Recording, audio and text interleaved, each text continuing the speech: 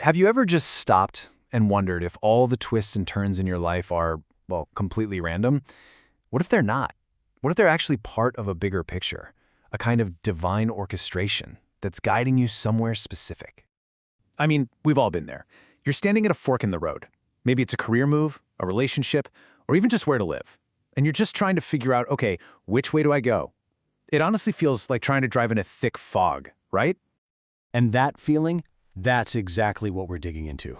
That anxiety, that feeling of being totally stuck when you have to make a big life choice, especially when you can't see 2 feet in front of you. So when we're in that fog, what do? We start looking for signals, for anything to cut through the noise, a sign, a gut feeling, just some kind of confirmation that we're headed in the right direction. It's like we're trying to become this discerning navigator of our own lives. But here's a thought. What if the most powerful guide you have isn't some big, flashy sign from the heavens, but the actual circumstances happening around you? The source material we're looking at today suggests that your situation itself can be a kind of lighthouse in that fog. And that brings us to this core concept, divine orchestration. It's this idea that God isn't just a spectator, He's actively involved, arranging the events and situations in your life, not by random chance, but with a real purpose to guide you. So what does that actually look like day to day? Well, it's not always a lightning bolt. According to the source, it shows up in really practical ways. It could be a door of opportunity that just swings open when you least expect it. Or maybe you get this surprising favor from someone important. It could even be getting access to influential people you'd never normally meet. Or maybe a new job or contract just lands right in your lap. And this whole idea has some serious weight behind it, captured perfectly in this quote from Revelation.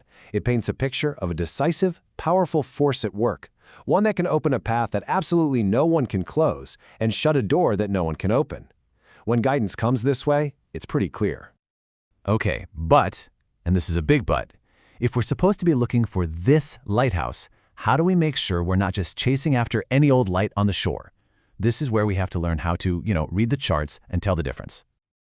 This is where it gets really important to be discerning.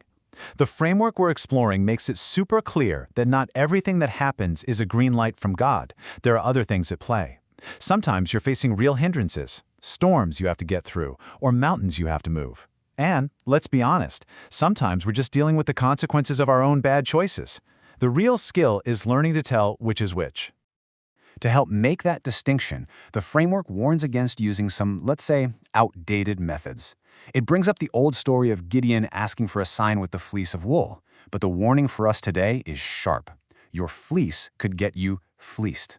In other words, trying to force a sign like that can be a total trap. So why not?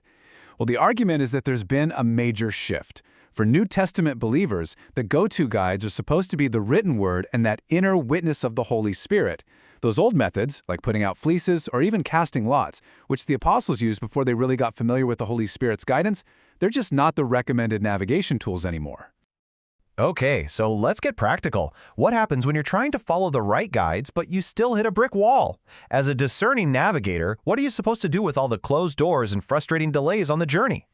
Here, the framework gives us 2 incredibly important pieces of wisdom. First, a closed door doesn't always mean a final no. Sometimes it's a sign that you need to knock, maybe even push a little. And second, a long delay doesn't automatically mean denied. It could just be a season of preparation. And if you want the ultimate example of this, look no further than the story of Joseph. I mean, think about it. At 17, he gets these amazing dreams that he's going to be a leader. What happens next? He gets sold into slavery by his own brothers. Then he's falsely accused and tossed in prison. We're talking about a 13-year delay full of nothing but closed doors. But that delay wasn't a denial. It was all a time of testing, of shaping him, preparing him to eventually become the ruler of Egypt. So that's the principle. But what does this kind of orchestration look like today in our world? The source material gives some awesome real-life examples that show how these small, almost random-seeming events can become huge pivot points. And just look at how different these open doors are. In one case, it's a simple, offhand suggestion about a city, and boom, a new church gets started there. Then a group of people just show up and ask for leadership, and suddenly a new fellowship is born. An unsolicited invitation from a school chairman, that launches a massive school outreach. A single phone call out of the blue from a TV station, that turns into a whole media ministry. And even just seeing a need while visiting a hospital, that sparks the idea for a Bible college. The pattern here is that each of these huge things started with a small circumstance that somebody paid attention to. So, we've looked at the big idea, the warnings, the real-life examples. What's the big takeaway for you, for your journey? How do you actually become a more discerning navigator? Well, think of this as your personal navigation toolkit. First, keep your eyes open for those unusual opportunities. Second, get really good at telling the difference between divine guidance, an obstacle you need to push through, and, well, the consequences of your own actions. And this is huge. Don't automatically see a closed door as a permanent no, or a delay as a final denial. The whole goal is to navigate your life with wisdom, not superstition. So I'll leave you with this question to chew on. As you look at the obstacles and the closed doors in your own life right now, which ones are actually dead ends, and which ones are maybe just waiting for you to reach out and give the handle a turn?